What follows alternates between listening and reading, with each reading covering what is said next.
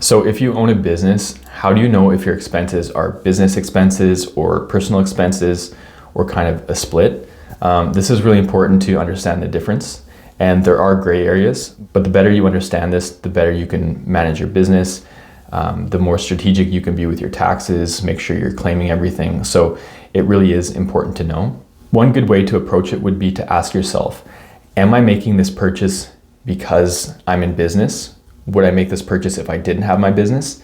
If the answer to that is no, I'm only making this purchase because of my business and I wouldn't otherwise, then chances are that expense is either completely a business expense or at least partially a business expense. If you were going to make that purchase or pay for that expense regardless, then it's probably a personal expense.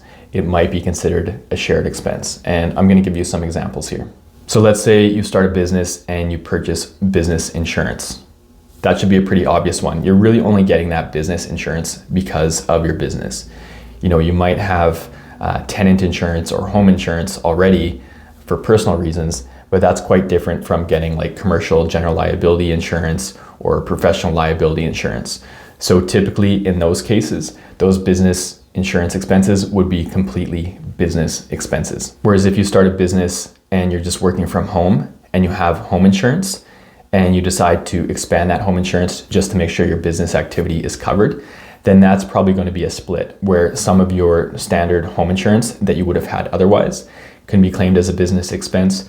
And then whatever addition you have onto your policy for business reasons would likely be completely a business expense.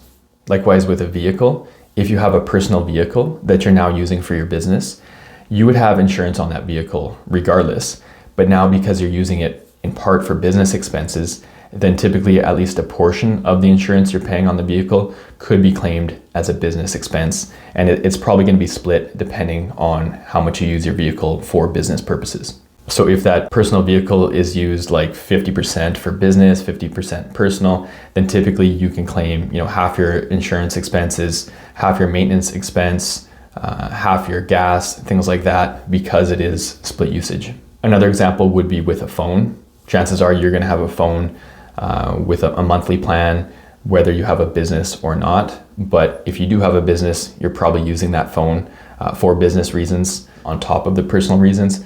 So in that case, it can be a gray area where some people might claim, their monthly phone bill as complete business expense or at least as partial. That would maybe be a conversation to have with your accountant. But if you are using that phone for business reasons, then you should at least be able to claim some of it for business expenses. And now one more example that can be a little bit complicated is parking. So if you have that personal vehicle that you are also using for business, then maybe things like your gas, your insurance, your maintenance are split. Maybe it's 50-50, maybe it's 80% work, 20% personal, or vice versa. But for parking, if you are taking that vehicle to go to a business meeting or a business event and you're paying $4 for parking, that parking expense, even though it's kind of tied to your vehicle, it would be a purely business expense because the parking itself is only for a business event.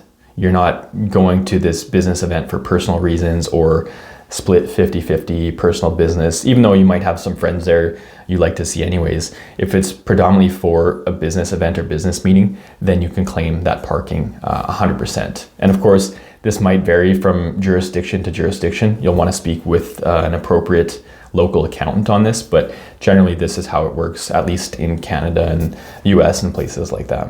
So hopefully that was helpful. If you liked the video, please click like, and you can check out all my other videos on YouTube. I've got dozens of them that cover business startup and business management topics. And if you have any questions related to those topics, feel free to just leave those in the comment section below and I can respond there or even make a video on them.